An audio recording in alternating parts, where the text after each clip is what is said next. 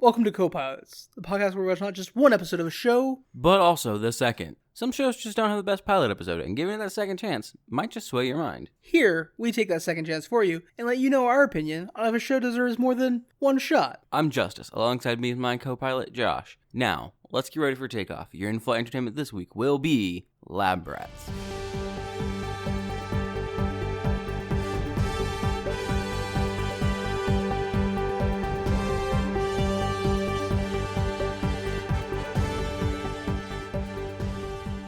Lab Rats is a 2008 sitcom from BBC Two. No, it's a Disney show. You know, actually, now that you say it, I do remember the commercials for Lab Rats being on Disney. Yeah, I mean, maybe... I don't think Disney's done a show where they've taken a BBC show and, made their own original of it, but that happens a lot with shows, so... Maybe it just aired it in England on BBC? That's possible, but I think on Disney it was 2012 or some shit? That's a weird... I ended up on the Disney Wikia page, so I don't doubt that Disney fans just don't actually give enough shits to, look further into stuff. I had to watch this on YouTube. I could not find it anywhere. We have Disney Plus, man. It wasn't on there. Yeah, it was. That's why I watched it. There was this thing called, Lab Rats Extreme or something? That's like a sequel they did. They have the original one on there. I did not see it on there. Yeah, anyways, though, whatever. So, episode 1 is Crush, Chop, and Burn, part 1. It's called A Snell. Episode 1 is titled A Snell. No. Yes. The episode title is actually very obvious by the time you get to the end of the episode. Yeah, but not Snail. You're right, it's not Snell. It's A Snell. Okay, whatever. Let's just get into the fucking episode, man. Okay, yeah, so we open in a lab. We open on the outside of a fancy modern house. No, there's only 2 sets. One of them's a lab. There's 3 sets. There's a living room, a lab, and a school. There are no establishing shots ever. I don't know what you mean that we open on a house. I would have liked to see some establishing shots because apparently there's a statue of Dr. Mycroft on a horse fighting a dragon, but... You mean Dr. Davenport, right? I said Mycroft. Are you sure his name was Davenport? Because no, it was Davenport. We see, things with his name on it because he owns Davenport Industries. Yeah, we see things with his name on it because he has a Nobel Prize. His name is Mycroft. Okay, Davenport definitely doesn't have a fucking Nobel Prize. He was a horrible person. But we see things that say Davenport Industries. A fuck ton of them. That's the only thing Mycroft has going for him is a Nobel Prize. He won it 30 years ago and has been coasting off of it forever. That does sound like something Davenport would do. Maybe Disney changed the names and added establishing shots? I don't know. That's insane. Okay, so... You said we open on the outside of a house? Yeah. We immediately cut into, a man carrying a woman inside in a bridal carriage and twirling her around and welcoming her as Mrs. Davenport to her new house. So I'm going to guess that's Alex and Kara?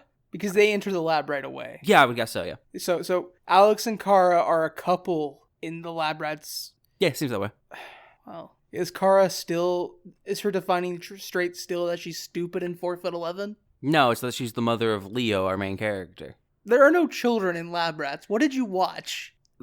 He's not a child. He's a young teenager or a preteen. This takes place at a college. There's no college in this, man. I have no idea what you watched. Anyways. I watched fucking Lab Rats like we said we would. Yeah, Lab Rats. The BBC original from 2008. When I said Lab Rats, I was talking about the Disney Lab Rats. I don't know what the fuck you watched. I watched Lab Rats. Okay, let's just continue, I guess. So, Alex and Kara enter the house. Sure. And now they're married and their last name is Davenport. Yeah. And then Leo enters carrying bags of stuff and drops them all because he's astounded by how fancy the house is. I have no idea who the analog for Leo is supposed to be. I have 5 main characters. I have Brian. I have 5. 5, kind of 6. I have 5 and a side character. Yeah, Eddie's a side character. Minty's a side character. Okay, sounds fun. Sounds nice to start.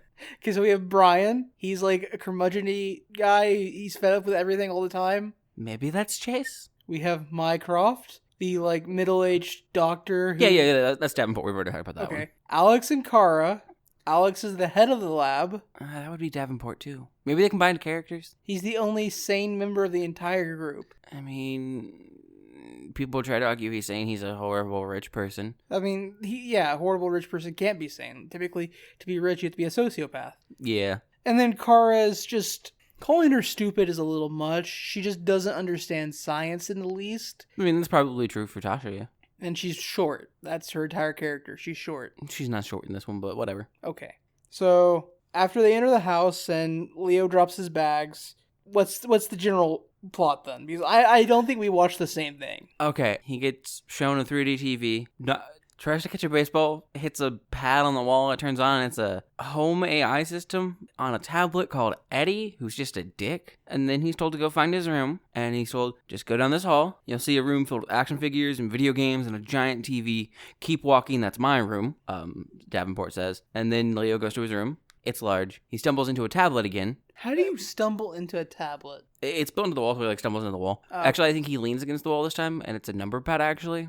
But he just leans against this number pad, and the wall kind of disappears, like it had a 3D projection on it. Wild. And it's just a giant metal door with like 3 red circles interlinked, and then it opens to reveal an elevator down. Like, this is the worst hidden thing ever. Why would you put a hidden door in your stepchild's room? Yeah, and also, why would it just be, you don't need to push certain numbers on this number pad. You just push the number pad.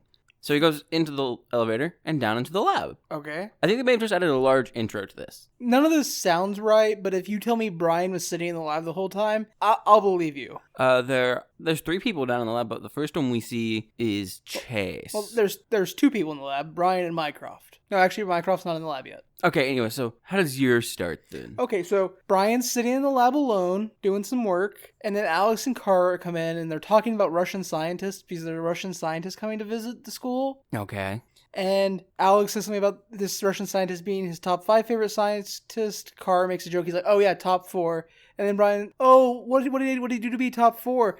The only thing he ever did was invent human cloning, blah, blah, blah, blah, blah, blah, blah. And then Mycroft comes in, and he takes a drink of a cardboard cup.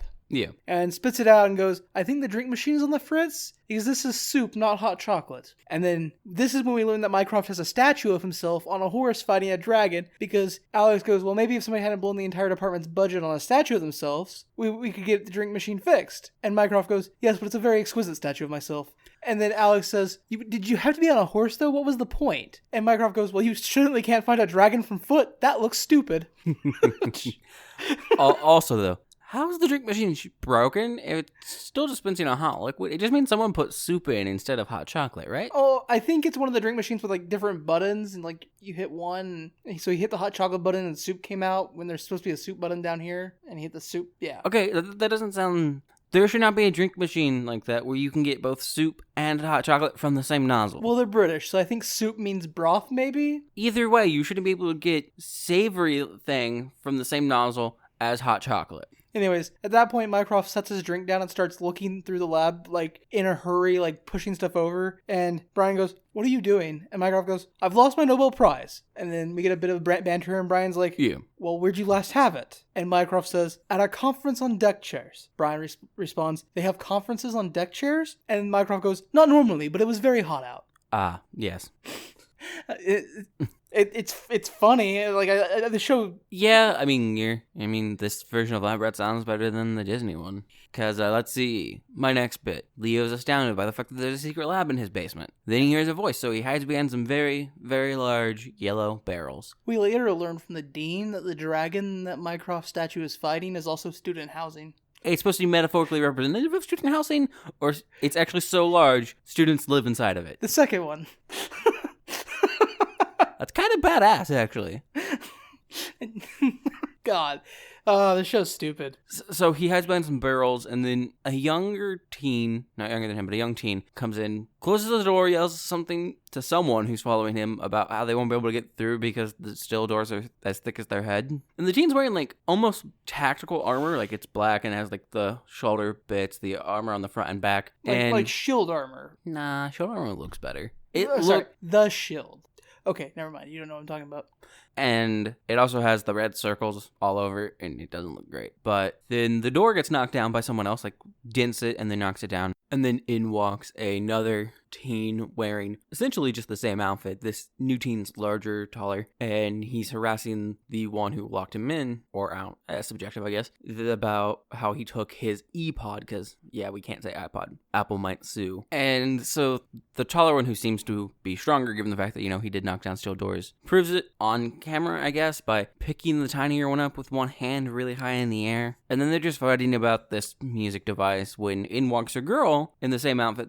Both the guys are wearing the same, like, legit same outfit, tactical armor and everything. Except, of course, let's not give the female character the same protection. She doesn't have the vest. She just has, like, some shoulder pads and knee pads. Because, yeah, who cares about safety? We need to... Because boobs. Yeah, really. Like, man, I hate shit. Speaking of boobs, Mycroft, still looking for his Nobel Prize, realizes it's not in the lab, so he decides to leave the lab to go look for it elsewhere. Yeah. And Alex goes, "You can't leave. The Russian scientists are almost here. It's very important. This is human cloning we're talking about, not rabbit ears on mice or tits on a lizard." And Mycroft gets very offended. He's like, "I thought those tits looked very nice on that lizard." And Alex sighs and goes, "Well, maybe it was sitting up, but like when it tried to crawl, its legs just weren't long enough," and it was very sad. It would be sad, I guess, yeah. Disturbing, most likely, on both accounts, really. But so we find out that the girl has the MP3, basically. She insults Strong Guy's taste in music, goes to leave. He gets upset, shoots lasers at her, like heat vision. What? Yeah. And then she goes, "Oh, no, you didn't," basically. And rushes over and shoves him. And by rushes, I mean she uses speed powers to shove him. He hits barrels. Then Leo sees them. They see Leo. They all scream. Are you telling me that there are superpowers? I told you he was super strong.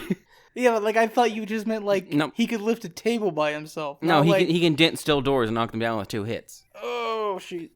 And apparently has heat vision. So anyways, Alex is all excited for the Russian scientist to come visit because the Russian scientist is his 4th favorite scientist of all time. Yeah. And he goes to the locker where his lab coat is, and grabs it and puts it on, only to realize it's pink. Okay. He goes to look at the schedule for who was supposed to do laundry. It was Kara. So he kind of like gets ready to get mad at Kara, and Kara's like, "Don't look at me. Minty did the laundry. She said I was too short to use the washing machine." Because again, Kara's 4'11", and the entire show makes nonstop jokes about her being short. I mean, she's short, so go for the easy jokes, I guess. Yep. Alex then is like, "I gotta go talk to the dean. This laundry schedule isn't working." And when he goes to talk to the dean, we get a bunch of gay jokes because he's wearing a pink lab coat. Also because of his hair, apparently. He just has curly hair. It's a little unkempt. Nothing exciting. That said, this scene has a very funny gag. Yeah. Okay. Alex sits down at the desk to talk to the dean. Mm-hmm. And while they're talking, he notices a tin of cookies on the desk. Okay. He opens the tin, and there's a light coming from the tin. So he reaches in and So they're the really delicious cookies. That's what cartoons tell me. So he reaches in, and he pulls out a light bulb that's lit. It's just not attached to anything. It's just a light bulb. And he looks at the dean, and he goes, "How?" And she goes, "I don't know. That's why I keep it at a tin. It frightens me." Also, she's Dutch, so she has a Dutch accent the entire time she's saying this. Okay. "I don't know. That's why I keep it at a tin. It frightens me." You know what? That's actually funny. You want to know how much I laughed during my show so far? Like, during, I guess, the different version of Lab Rats I watched? Look, I'm just saying, Disney really fucking nerfed this show, apparently. Yeah, there were like 5 instances of canned laughter in the first 2 minutes. I mean, to be fair, this version of Lab Rats from BBC, I was on the wiki for it, and one of the reviews was like, the audience doesn't know when to laugh appropriately, so the show is filled with jokes that are barely funny, but have to be paused for laughter by the audience. So, I guess what happened was the 2008 version of the show... Disney just didn't want to have an audience do it when they redid it? The 2008 version of the show, like, they were like, you know what, those critics were right. The audience just laughed too much at things that weren't that funny, so no audience, canned laughter. Let's go. They didn't fix it then. They just kept putting in canned laughter. And like 2 minutes, like 4 or 5 instances of canned laughter. Let's see. Leo finds secret elevator. He pokes his head in and says hello. Ha ha ha ha ha ha ha ha ha. That's not funny. He gets in elevator. We see elevator going down really fast. Canned laughter because he screams.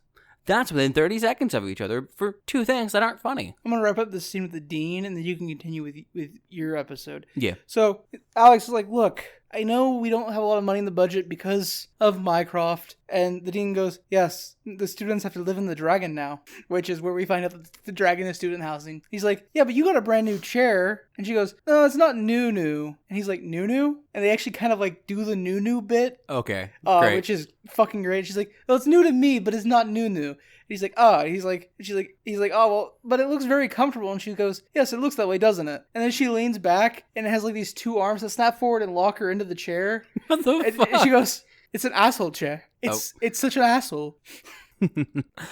Okay. So, on my end, it's intro time.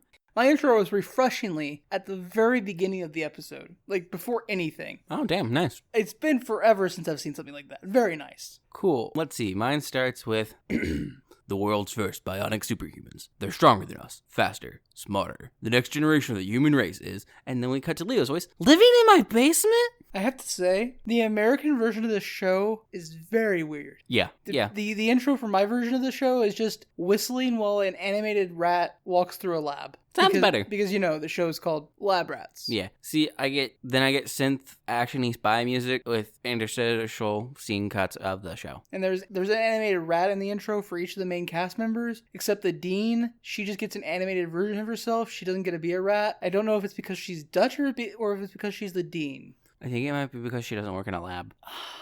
Yeah. So after coming back from the intro, we see that the three, I guess now bionic people, have Leo backed up against a counter, and then he's just like, I don't normally do this, and then he screams for his mother. So when we say bionic, are we talking like the bionic woman, where it's a human who's been rebuilt with robotic parts? Or are we talking like bionic like the androids from the first series of androids from Dragon Ball Z? I wish they were purely robotic, but they're not. They are a mixture of human and technology, and then we learn that the technology shortly in a bit is really just a chip in their neck that somehow gives one heat vision and super strength, makes another one super, super fast, and makes another one super intelligent. Okay. Gives them super senses. Okay. And the ability to make fucking barriers. Yeah.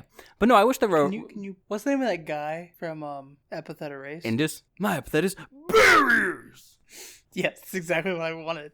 My epithet is barriers! That Epithet Erased is such a, clever, beautiful show. Also, I wish his epithet was bear ears, and he made barriers out of bears, because that would be hilarious. No, bears is our main character's thing. She's the one that likes bears. Yes, which means you would have liked him more. Tell me I'm wrong. Leo screams for his mom, and then Davenport and Tasha walk into the basement, and he's just like, why the fuck are you down here? And Tasha's just like, why the fuck is this thing down here? Why the fuck is there a down here? Also, why the fuck are there teenagers down here? And so he's just like, that's a boy band I've been working with. The twist is, one of them's a girl? They have a girl drummer? And he immediately caves on that day. He's like, okay, so they're part of a secret project I've been working on. I don't remember if he says it's for the government or he's trying to lobby it towards the government, whatever. But no, it's just these teenagers in here that he's kidnapped. They're engineered superhuman siblings. Adam, the strong one, Bree, the fast one, and Chase, the one I've originally labeled as the other one because I don't know his powers, but he's super smart, super senses. Okay, is he their dad? He brags that they are the most technologically advanced biologic and robotic things he's ever built, and that he is super smart. And we do see a flashback in the next episode of them being like toddlers while he's reading books to them about science. So I think he bioengineered people. Is this a Professor Utopia thing, or is this a kidnap children and raise and experiment? I think it's more of a Professor Utopia kind of thing, where he sugar spiced and everything nice them, and oops, there's a bunch of chemical X in the vat. Except no oops. Yeah, except the oops was, I'm gonna stick a chip in your neck. Yeah, and then raise you isolated in a lab, never to interact with people outside of it. Well, yeah, because if you're gonna make government super weapons, you don't want them to have empathy. Yeah, because Davenport, explains that he built these people, brags about how smart he is, and probably the best instances in either of my episodes of just okay parts both come from Tasha. Here, she just looks over at her son, what the fuck did I get myself into? And Leo's just like, I told you to stay away from internet dating. Kind of amusing. And then so she calls them robots. The three of them get offended. So does Davenport. And he's like, no, they're biological. And then Leo sees some tubes in the background. He's like, are those time machines? To which Davenport says, no, the time machines are in the shop. These are equivocally just chambers where the bionics, as they're constantly called, live, eat, and sleep. Speaking of which, it's feeding time. They go into the tubes. He drops pellets from the ceiling. That is an interesting through line between these two Lab Rat series, though. Mm-hmm. They both have time machines that are not currently functional. Oh, nice. So they go into the tubes. He drops pellets from the ceiling, protein pellets, his specialized protein pellets that he specifically designed, because he has to brag about himself again. And they're forced to, catch pellets in their mouth or hands and eat them. And a lot fall on the floor, and his response is just, what they don't catch will be breakfast tomorrow. But yeah, because he's a billionaire. Yeah, so who cares about human rights? Yeah. So after Alex has his talk with the dean, he comes back into the lab. Oh, there's also a point here, as she's watching this, where Tasha just has the exact emotion one should feel here. Pure disgust at the existence of this rich fucking piece of shit who treats people like this. They're not people, they're bionic androids. No, they're not androids. Don't call them androids. Don't call them,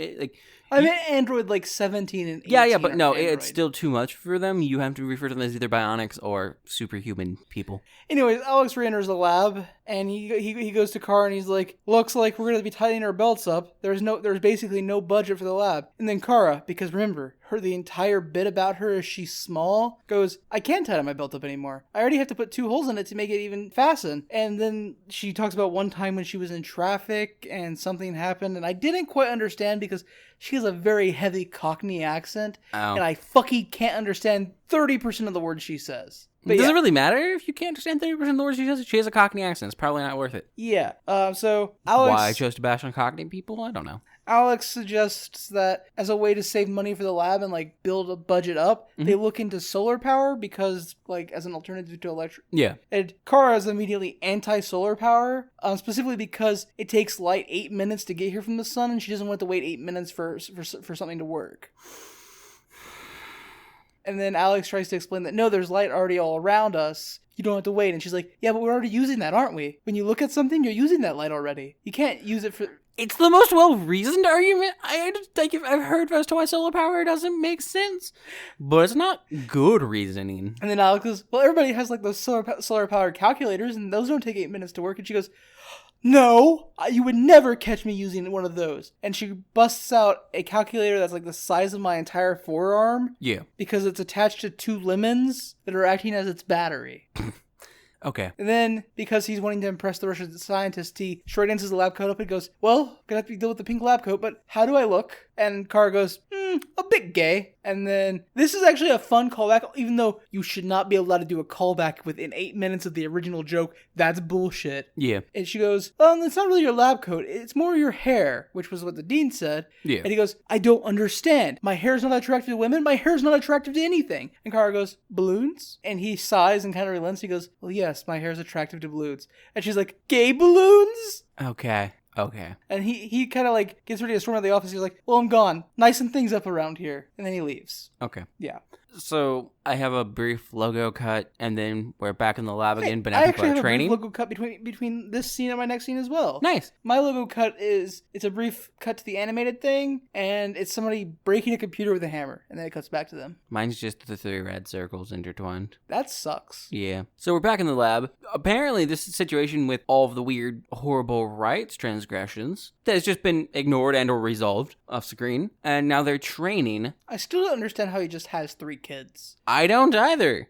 I don't understand how his new wife is okay with him just having 3 kids. He keeps trapped in a basement. I assume he lives in Hollywood, because that's the only place it's reasonably okay to keep 3 kids trapped in your basement. It's a fake town, but it would still be in California, definitely. Okay. So they're training. This is where we learn that Chase has his super intelligence, super senses, and can make barriers because he blocks a fake grenade with it. Then Davenport leaves because he has to go be rich. He has an awards thing. Then he's going to get his boat detailed and himself waxed. Then says don't judge him, whatever. It's supposed to be funny. It's not. He's a horrible person. And he sounds like the worst type of human being. Right. So then Leo is talking with the 3 bionics, and they're just talking about school, and they're all genuinely excited about the idea of school, and they wish they could go. And Leo's just like, why? It's bad, especially if you're the smart kid. And then Chase and them, they rib each other or whatever. And then Chase is just like, yeah, but it's better than being here. Here we're just lab rats. Roll credits, end of show. Please in the show now. And it doesn't. And Leo's just like, it can't be that bad. And then we cut to Adam, the smart one, not the smart one, the strong one, who is definitively also, by every sitcom trope ever, the dumb one, running on a hamster wheel, a giant hamster wheel. And then they talk about school some more. And Leo's just like, you should just go to school with me because that'd be cool. So they run into their tubes, which also shower them and then dry them and then puts their clothes on. It's probably child abuse, but I would want one of those tubes. Yeah, but the tubes apparently aren't that great either because they put Bree's underwear on Adam and her bra on Chase. Couldn't do it if I just had the one tube for me. I guess, yeah.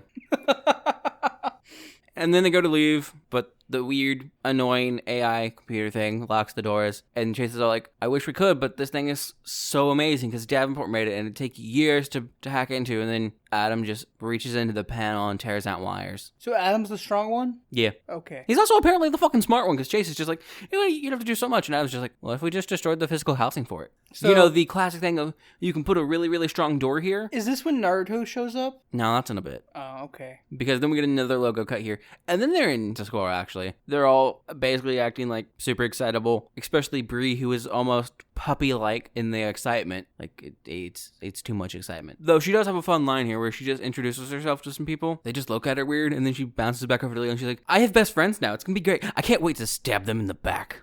She has a very good understanding of high school. Right? That's all I could. Yeah. And then the bell rings, and Chase collapses to the floor because super senses. And that's a good gag. He's right there on the floor. When Auntie looks up at Leo, and he's like, what's that? And he's like, that's the bell. It rings about 8 times a day for about a minute. So you have fun with that. Jesus. And then we have a logo cut, and they go to gym class, which we can get to after your show stuff. Okay, so after the interstitial animated thing for mine, we cut back to the lab, and everyone is in the lab except for Alex. And Cora has decorated the entire lab with Christmas decorations. It's nowhere near Christmas in the show, is it? Brian... Does she just assume Russian people are constantly celebrating Christmas because it snows? Brian asks Kara, why? She goes, Alex said to nicen it up a bit. He didn't say to seasonally nicen it up a bit, and nice is nice. And Brian goes, it's August. And Kara goes, yeah, but Russians love Christmas. And Brian goes, why would you think that? It's because it snows, doesn't it? All the snow? Yep. Wow. The British version of Lab Rat sounds better. Not necessarily good, but better than the Disney version. So Alex shows up, is confused by all the Christmas stuff, but doesn't have time to complain because right behind him is Dr. Curtis Tigers. Okay. Dr. Andrei Curtis Tigers, who is the Russian scientist. He shows up, makes a bunch of gay jokes, makes a bunch of short jokes, moves on to tell them... So he fits right in with the cast. Yeah, he makes a bunch of gay jokes about Alex, a bunch of short jokes about Kara. Dude, props on this guy for being able to read the fucking room, though. He's just like, this is what we do here. And, like, everybody else just ignores Brian's existence. Yeah. Like, that becomes a plot point here in a second. Okay. So, Dr. Andre Curtis Tigers is like, so me and my partner, Billy Ray Cyrus, Dr. Ilya Billy Ray Cyrus. Okay. Continue. Spelled Bylirasyris. They hit a stumbling block with their human cloning project, and it is causing Billy Ray Cyrus to have an achy, breaky heart. So, they're using Dr. Andre's grandmother... Bad joke. Who is dead, as the basis for the cloning experiment. But unfortunately, every time they clone her, the clone is just a little bit smaller than the previous one. And at this point, he brings up an image on the computer to show... It's a smaller, better version. No one else has to get that reference. That's a reference for me. And there's a picture of his grandmother, which is definitely just a stock photo of a Matryoshka doll. And then there's a picture of a slightly smaller version of his grandmother. Okay, good joke. And then a slightly smaller version. And then a slightly smaller version. And then a slightly smaller version that's upside down. And then a slightly smaller version. And Mycroft was like, I see what the problem is. She's upside down, but couldn't you just... He goes, no, that's how she came out. We can't do anything about it. The bits in this show are all amazing. Anyways, Brian, who has his name now written on his forehead because the dean never remembers his name, and Mycroft was like, you should write your name on your forehead so she knows what your name is. Unfortunately, he wrote it backwards because he, used a mirror. Yeah. So, because everybody's been ignoring him this whole time, he chimes up, he goes, because the Russian scientist is like, we need your help. And Alex is like, yeah, we can see what we can do to help. And Brian goes, not only can we see what we can do to help, but we'll have an answer for you in 24 hours. No, that's not how that works, Brian. No one gave you a time limit. Don't make one. And then Dr. Andre is apparently also a supervillain because he goes, timples his fingers, he goes, all right, you have 24 hours. Okay. And then he goes, I apologize, it's just a thing I do. Is it a thing he does because he's Russian? Yes, because later he goes, you'll have only 19 hours. Okay. And then you have only 13 hours. But anyways, the dean talks to the lab after Dr. Andre leaves, and she's like, it's really impressive that you agreed to help him with this cloning problem. And in fact, it's even more impressive that we're going to be able to do it in 24 hours. Good job, Nerb. Okay. So then they're all sitting around the lab, waiting on the mice so they can start the cloning tests. And Mycroft and Alex have a conversation about why they use mice. Yeah. Instead of... Anything else, basically? Instead of guinea pigs, because they used to use guinea pigs, he says. And Alex is like, yeah, but mice are a tax write-off. And Mycroft goes, yes, councils always, yeah. And then Minty shows up for the first time. She is the dean's assistant. Okay. And she has a cart full of snails. And she goes, couldn't get any mice at the last minute. And since you only have 24 hours, I thought this would be better than nothing. And Alex freaks out, because Alex has a thing about snails. He's both scared of them, and they are, for some reason, insanely attracted to him. Weird. Yes. Okay. This becomes a running bit.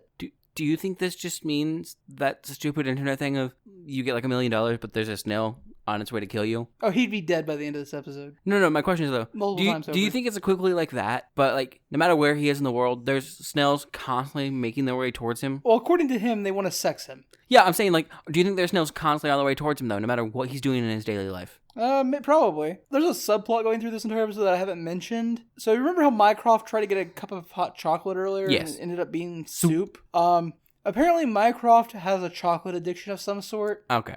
And he's trying to find chocolate. He had a bunch of chocolate stored in the lab, but a character who we never see on screen, whose name is Fat Eddie, has been stealing all the chocolate from across the university. And that does sound like a Dick Eddie move. Mycroft at one point goes, "What do you think Fat Eddie is doing with all the chocolate?" And Alex looks at him and goes, "Well, at some point they decided to call him Fat Eddie, so what do you think he's doing with the chocolate?" Yeah, good response. Like, use your fucking brain, Mycroft. This links back to an earlier scene where the dean had a Toblerone. And so Mycroft knows the dean has chocolate, so he goes to her office to try to find it. He can't. And she goes, "It doesn't matter. If you found any chocolate in here, you couldn't have it anyways." And he goes, "Could too." And she goes, "I would fire you." And he goes, "You can't. I have tenure." Okay, nice. And she goes, "I could still fire you." And he goes, "I have a Nobel Prize. What do you think that would do to the school?" Because again, he spent 40 years coasting off a Nobel Prize. Yeah. So that's an entire subplot going on in the background of this episode. Alex comes back into the lab. He's looking for Brian so he can have Brian help him unpack the cloning machine. But when he goes back into the lab is covered in lemons. Okay. Lemons everywhere. And Alex is like, "Kara, what are you doing?" And she goes, "I found an answer to all of your prayers." And she begins to explain how they're going to use lemons for electricity. So she plugs the fan in. And the fan starts running, and then it just stops. Yeah. And she kind of like has a bit of a breakdown. She's like, "I don't know what's wrong. It could be any one of these 700 lemons that is faulty." Because it fucking lemon circuit, yeah. It takes 700 lemons to power the fan. And then she looks at Alex. She goes, "Oh, is this Snell Awareness Day?" And he goes, "What?" Because there's a snail on his lapel. He smashes it and like... And then he turns around, and an ongoing gag for the rest of this episode is his entire back is just covered in snails and snail slime. That sounds horrible. Like, I don't mind snails, but I don't want them covering my body. It's his lab coat, but like his pink lab coat. Still uncomfortable. So then Alex and Brian are working on how to make clones that aren't shrunk compared to the previous version. And Alex ends up with this idea to just make the clones bigger after they clone. So instead of solving the cloning problem, just inventing a way to make things bigger. Oh, okay. Brian calls him crazy. Cut to Alex in the lab with Kara, who has a 5-foot-tall lemon. And she explains that she kept some serum from an accident that happened last year when the government confiscated all of the serum. She's like, but I hid some. Okay. And he's like, "What did you want to keep it for?" And she goes, "It really cuts down on the grocery bill." Very fucking true. But she's excited because she's made the world's largest lemon battery because she has a 5-foot-tall lemon. Yeah. The lemon is taller than she is, and trust me, they make a point of making that a point. Yeah, I would assume so. Alex then is like, "Hey, do you have any of that serum left?" So he takes the serum, and Brian is like, "Look, we can't just use the serum. We're supposed to be solving the cloning problem and not inventing a way around it." And Alex goes, "This is your fault." True. And Brian's like, "No, I'm going to tell him." And Alex goes, "No, you're not. Mycroft, please." And Mycroft comes over. He's like, "What?" He's like, "Locker?" They nod. They pick up Brian, shove him in a locker, and lock him in the locker. Okay. And then feed him sliced American cheese through the slits. I feel bad for him now. The locker was fine, but why would you torture someone like that? So Alex is talking with Mycroft in Mycroft's office, which is a mess. And Mycroft picks up his little nameplate, which is those I know what you're talking about. nameplates. Yes. And it dawns on him where the dean is keeping her Toblerone. Oh, yes. So he runs out of his office, and Alex is like, "Well, it's time to go see if I can find the other butt cheek of that snail." And he has a needle with a serum in it. And he goes across to the lab. But as he tries to open the lab door bursts open. He stabs himself in the leg with the serum. And there's a giant snail, like Resident Evil boss giant snail size in the lab now. And his leg starts swelling up. Yeah. And the dean, he yells after Mycroft. And Mycroft goes, "I can't help you. I know where the chocolate is," and continues to run off. Okay. Then Minty comes by, and again, Minty's the assistant to the dean. He's like, "Minty, help me." And she goes, "It's 5:01. I clocked out a minute ago." Under fucking standable. And leaves. And he's like, "Brian?" And Brian's locked in the locker. Locked in the fucking locker, yeah. And he's like, "Kara?" And Kara has just now turned on the fan that's now connected to the 5-foot-tall lemon. and the fan is so powerful, even though it's just a typical desk fan. Yeah. But it's so powerful because there's so much limit electricity that because it blows. That's how electricity works. And it blows her against the wall. She's stuck against the wall. And she's like, Alex! And he yells for Kara. They yell back and forth. Yeah. And then we cut to the next morning. And this is actually the end of my episode. I just steamrolled you. I realized. I'm not even halfway through mine, really. This episode picks up steam really fast. And the dean is talking with Dr. Andre as they're walking down the hall, and he goes, "It was very nice of you to be able to do this in 24 hours." And she goes, "Yeah, I'm really proud of the lab." And then they turn the corner, and Alex is on the ground, covered in copious amounts of white, sticky stuff. And there's a giant snail down the hallway. And he goes, "Help me." And his leg is like 3 times bigger than his other leg. And then the dean goes, "Oh, and credits roll. Okay. Sorry I steamrolled you. So after that logo cut, they're now in gym class. Ooh, All 4 of them, so the Bionics with Leo, are in gym class. No one has called them out on the fact that they don't attend this school, are on the class roster. Also, they are in uniforms. They found uniforms that fit them in that time period. So I think, like, most schools are actually large enough that you could sneak 3 people in and nobody would notice. You would think so, but because it's a television school, there's actually very, very few students around, and this is a very small gym class. That seems more problematic. Right? Like, real life, I think you could do it. Any television show that does it? No, because they always par down the amount of people in classes so fucking much. That said, my senior year, we did sneak our foreign exchange student into one of our classes that he wasn't in, and the teacher never noticed. Yeah. But, so that was a fun day. Yeah, but my issue is that it's farther along in the day, so they've apparently just been at the school for over like half the day. No one notices. And more so, no one notices in a moment after Bree catches a basketball that's thrown, throws it at a guy, and like knocks him on his ass. And we see later he has a broken nose. It has swollen so much, and they might have to drain it. His nose is broken. Never gets no one ever seems to notice that she's at school still, despite that. But they're all just like running the fuck around. They make Leo popular by helping him slam dunk a basketball. Yay. Then we cut back to this house where Davenport runs through the living room, over the couch and stuff, to the fridge, Eddie tablet, because I don't know why he doesn't use one of the ones on the wall, but he needs to use the one on the fridge. Turns it on because there was an alarm in the lab, and the teenagers aren't down there anymore. So he turns it on, and Eddie's just like, "Oh, they're at school." But at first, Eddie doesn't want to tell him, because Eddie makes, throughout this episode... Eddie is just a dickish version of Jarvis, right? Yeah. Okay. But Eddie makes several statements throughout this episode and the next that Tasha has replaced him. So the house is jealous? You remember Disney's Smart House? Yeah, that movie was actually kind of like a banger. Yeah, but you remember how the AI mother gets kind of obsessive, especially when they start doing things for themselves? Yeah. Is that movie's a banger? Yeah, that's Eddie, but Eddie's a dick and not good. In case you guys don't know, Disney Channel had a bunch of bangers in the 90s and early 2000s. Go, if you don't have Disney Plus, go pay Disney, your almost omnipotent overlords, more money. Yeah. To get Disney Plus, and go find some Disney Plus, Disney Channel original movies from the late 90s, early 2000s, because there are a bunch of them. Watch the first Xenon. Oh, Xenon's so good. But don't watch the rest. Xenon's so good. Also, Johnny Tsunami and Brinks. Oh, yeah. God. Also, and then we were just talking about, I think it's called Smart House. Something like that, yeah. But there's also one about a bunch of teenagers that have to rob a bank. Very good. Yeah. There's also the hologram pop star. That one was alright. Jewel? No, it wasn't Jewel, but might as well have been. Oh, Pixel Perfect. That's what it's Pixel called. Perfect. Yeah. Disney Plus. Disney original movies, legit good. Yeah. So High School Musical? Yeah. So Davenport learns they went to school. Tasha's just like, why the fuck doesn't matter? Just let them go to school. He's like, they have glitches. When they get too emotional, their powers go off, and they have the ability to blow up from here to Tijuana. I hope to God they're not in California, that they're in Maryland or something, because that would be so much funnier. They live in Anchorage, Alaska. They could blow up from here to Tijuana. You mean half the fucking globe? Yes, half the fucking globe.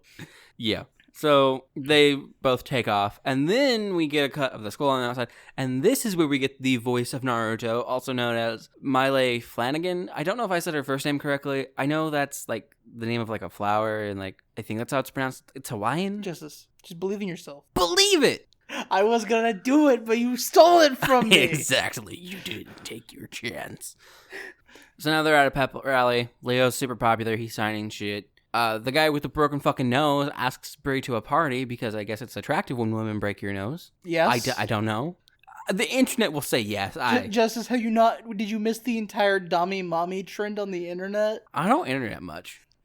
So Resident Evil 8 brought out a weird part of a lot of the internet. Yeah.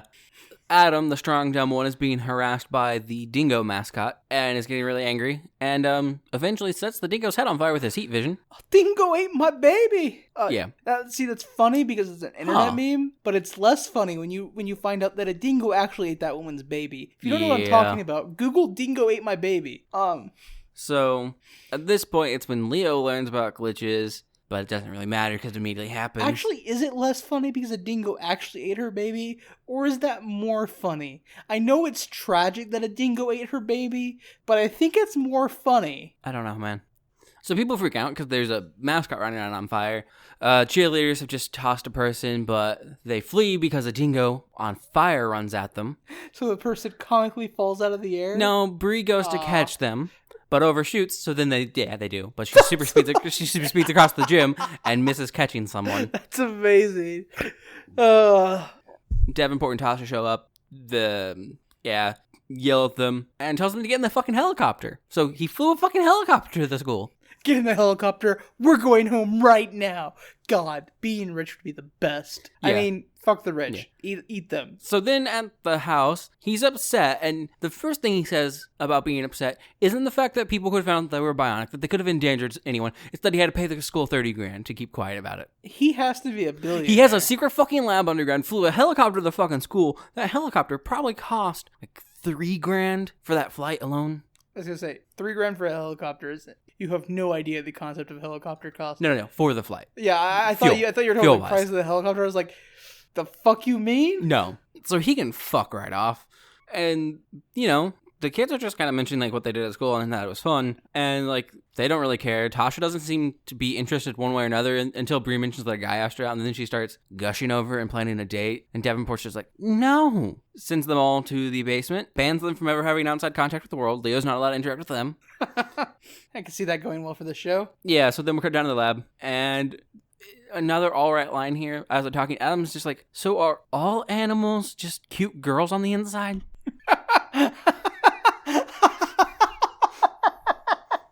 That's amazing. Because he's confused by what a mascot is. Yeah, let's not give these teenagers any interaction with the outside world. One of them thinks animals are filled with teenage girls now. Because you have taught him nothing.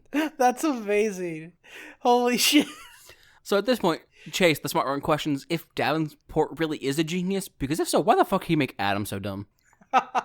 Good question. So then, as they're commiserating in their misery, Leo shows up downstairs, takes them upstairs, because he's hosting a party, the one that Bree got invited to. He's the one hosting the party. Shouldn't that have been, mentioned? Nope. Okay. And they're like, what if they come back? And he's just like, nah, they're at dinner. It'll be hours. It's not hours. No, they mess around at the party for, on screen, a minute, 2 minutes. They show back up. Davenport gets upset.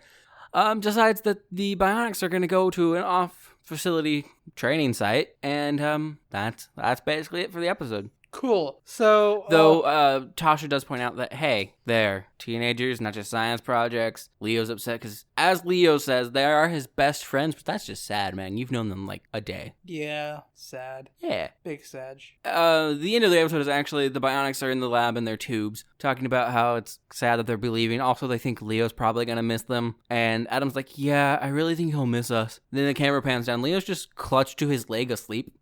That's also a funny gag. You said your show had no funny Look, there's gags. a really shitty, douchey rich person who just ruined the show for me. So what was your thoughts about lab rats? Because dude, it's so fucking bad. Especially the unethical treatment of human beings and the horribly rich asshole who runs it all and thinks he's so amazing and perfect. And I guess like you point out, there are probably a few alright jokes, but they're played horribly in the show. I think me just telling you about the jokes. The visual gag of a cheerleading squad throwing somebody up and then all running away before that person lands will never not be funny in my brain. Yeah. But it's bad on screen. Oh. Everything that I told you, I think they're better told is happening than seeing the way this show's done them. Fair enough. I wouldn't watch more of the show. The show's bad. But you did watch more of the show. I did. I had to. Now, for lab rats, I historically don't like British comedy. Yeah. This show is very not British comedy.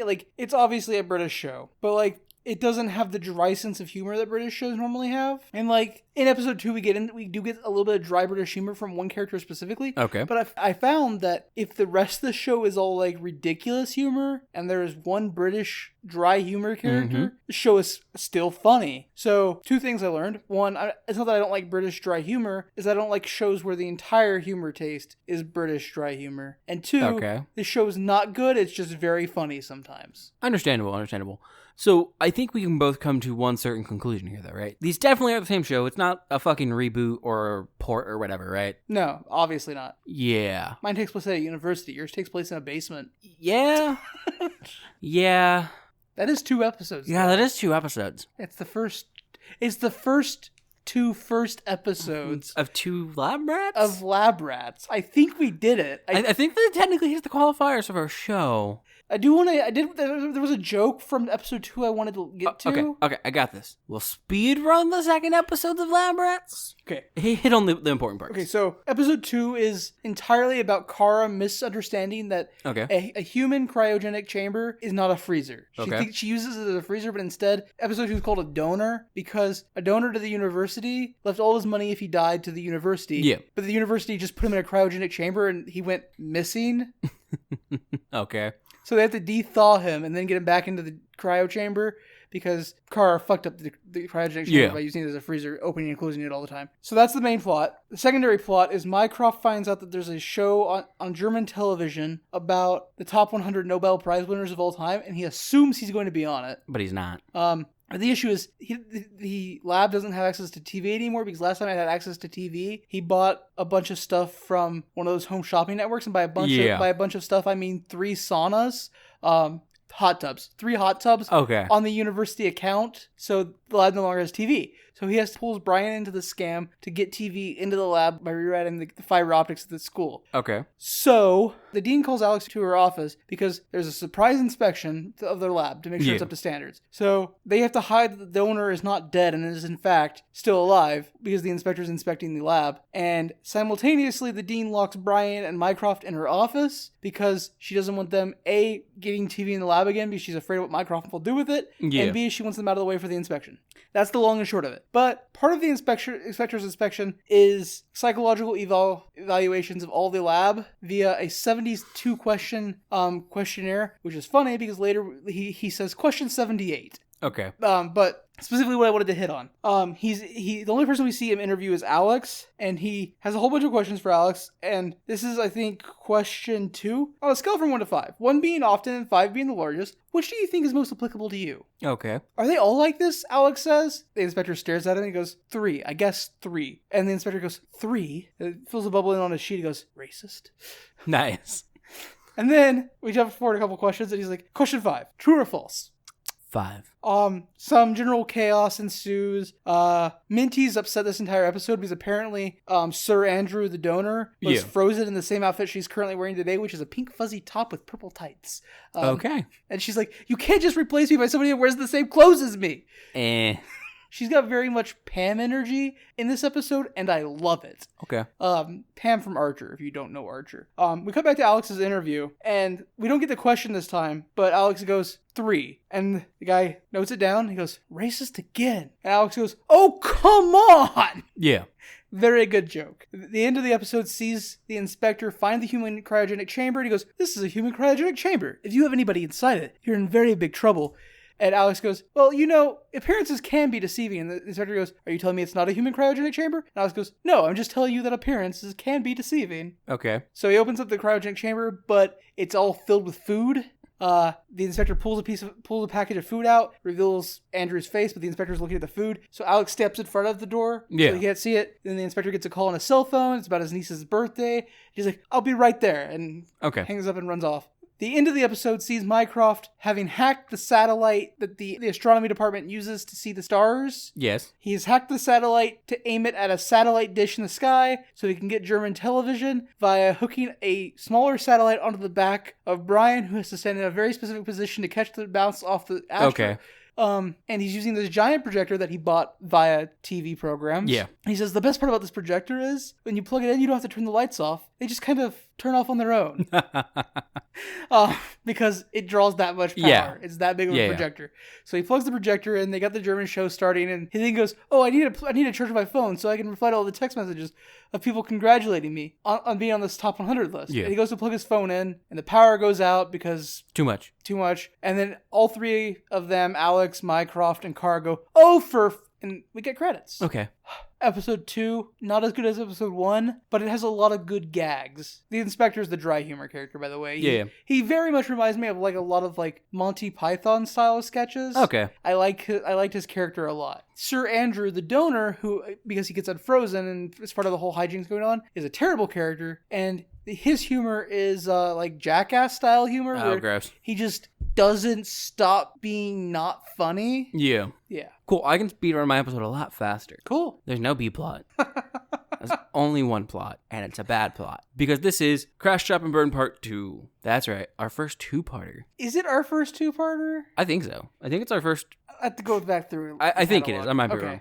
We start off with them all downstairs. And amusingly, Chase is just going around stealing office supplies. And the other one is like, if he can fucking ship us off, I can steal office supplies. I enjoy the pedantry there. Like, fuck it. So we see a flashback of them all as toddlers, that thing that we already learned. Assumingly, being taught science and stuff from a young age, also being indoctrinated by a rich asshole, which is why they all have to like him for some reason.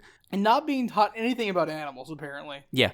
And so then we see Leo upstairs. His mother's trying to comfort him. She's just like, I can play video games and stuff with you. And she's like, you're too old to learn new things. Just stop trying.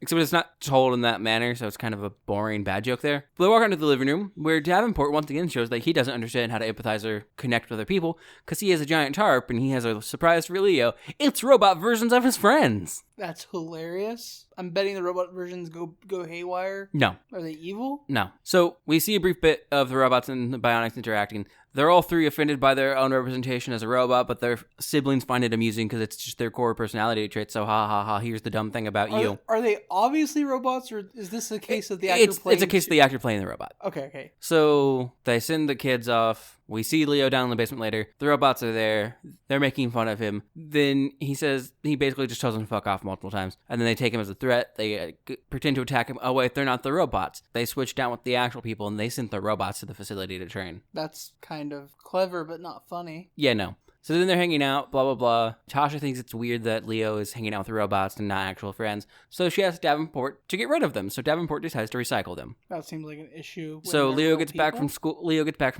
Real people? Mm-hmm. And he has no idea where the robots are. And Davenport's just like, okay, so don't tell anyone, but we still need to be recycled. But don't tell anyone, though, because they're definitely toxic. Him being a rich douchebag again. Who would have guessed?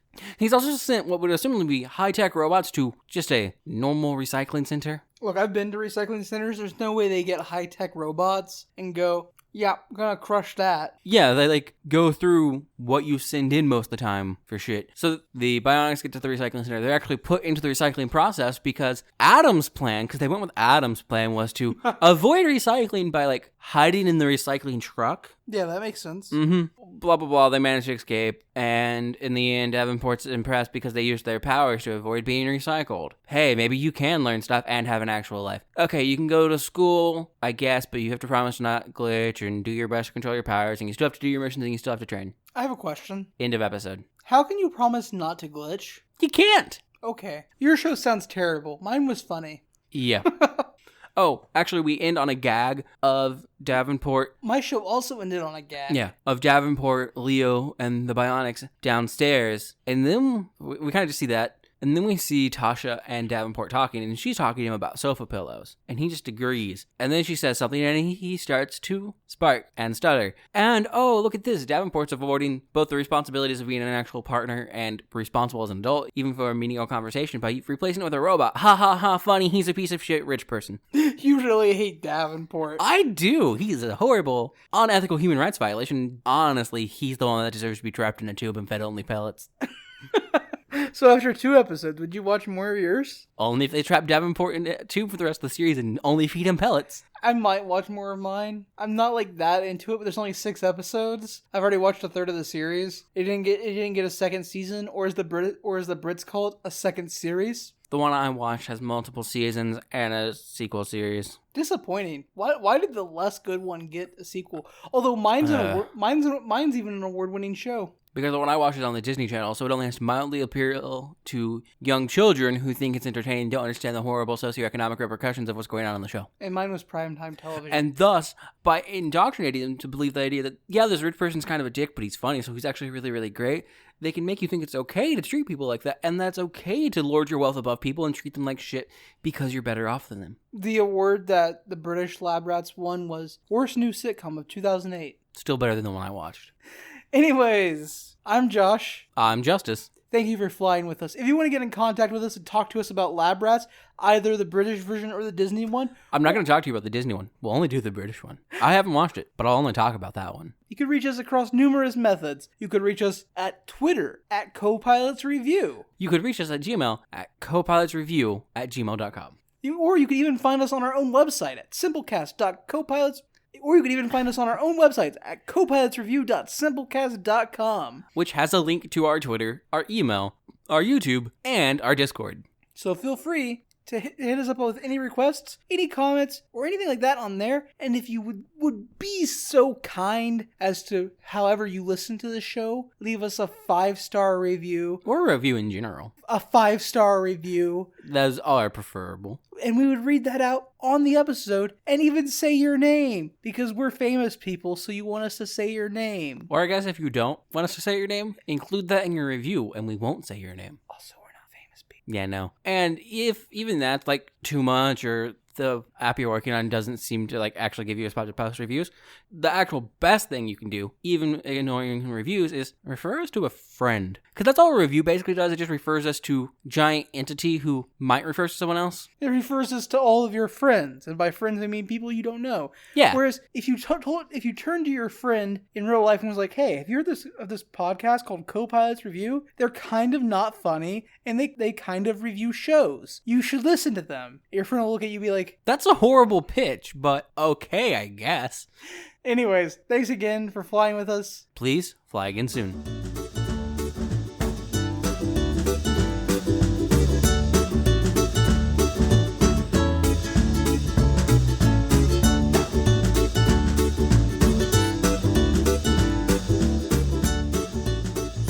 Did we say anything about April Fool's Day or? Nope, we didn't last time. You think they'll get it? I mean, they might get it. I don't fucking know.